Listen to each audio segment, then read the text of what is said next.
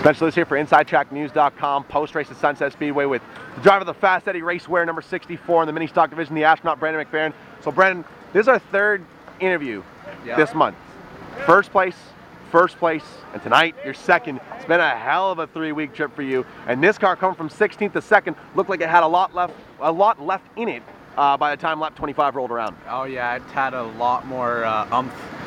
If it was a 35 lap race, we would have had something for the 35 car Andy Camrath, because this thing came alive on the last restart.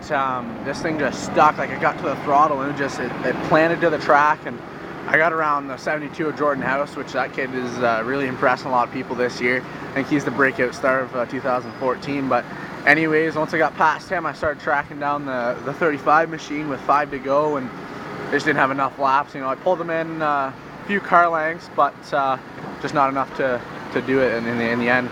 Now, was it a case of were you just saving your equipment early on? 'Cause it didn't seem as though that car really came alive till halfway through this race. What happened through the first 15 laps or so? I think we should have tightened it up a little bit for the start of the race. I thought it would have maybe tightened up a little bit more than it should have tightened up in theory, but it didn't really tighten up at all. Track didn't change. So once we got some laps on the tires, got some heat into them, it finally started coming in. So if I go back and redo that race, I'd definitely tighten the car up a little bit for the start of the race, and maybe we would have had something at the end. Maybe we could have done something a little earlier on. There have been so many storylines with your program this year that it's easy to forget. When you came out at the beginning of the year, you said that you weren't going to worry about wins. You want to come out and knock off consistent finishes and earn your first points championship. Well, that's exactly what you've been doing, because you're leaving tonight as the points leader. I know it's really early in the season, but all these really strong finishes are going to start adding up. And when you consider the troubles that you went through, week 3, week 4, when you were battling with this car, you got to feel like a new man. Oh, I definitely do. I mean, going on the website every week and checking the points and seeing Brandon McFerran at the top of the charts is an unreal feeling. I started racing when I was 7 years old, and I have never led the points in my life. So I feel honored, man. This is awesome. I got 35 other guys wanting to do the same thing I'm doing, so I just feel honored. I can't thank my team enough for what they've done to give me those consistent finishes and even those few wins I've got this year. Now, this is a division full of monsters, and it just feels as though with each passing week, there's a new fast car to talk about. Jordan House is the new one, but every week there's another car that sort of comes to the forefront, and it just really speaks to the depth of talent here every single Saturday. Yeah, that's for sure. Jordan House, I mean, he really surprised me. He hung me there on the inside for, I'd say, a good 8 laps maybe, or more. It was a good battle. Kept me pinched down.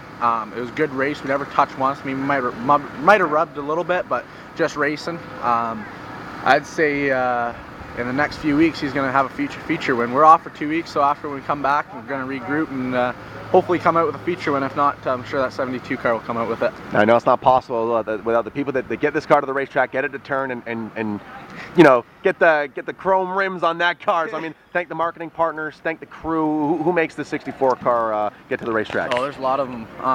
See if I can remember them all. Peter D. Laird, Meisner Construction, Absolute Website, Finish Line Painting and Restoring, Paul House painting the car.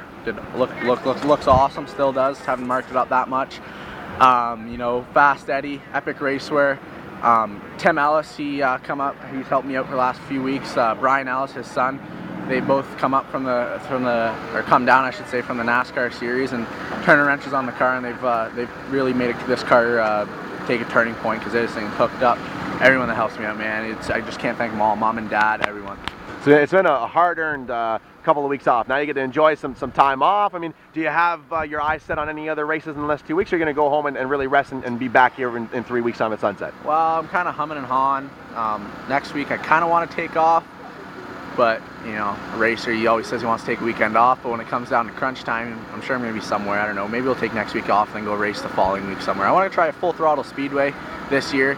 I hear it's a real fun track. Never raced there. Dad took the old car up there, so I kind of want to go take the new car up there and see what we can do with it. There you go, folks. Follow him on Twitter at Brandon McFerran. And the Facebook group is Brandon McFerran Racing. See how man's leading the points in the mini stock division right now at Sunset Speedway. You're going to hear a lot more from him. Thanks for the time, my friend. Thanks, Spencer. There you go, folks. Second place finisher tonight, the Astronaut, Brandon McFerran.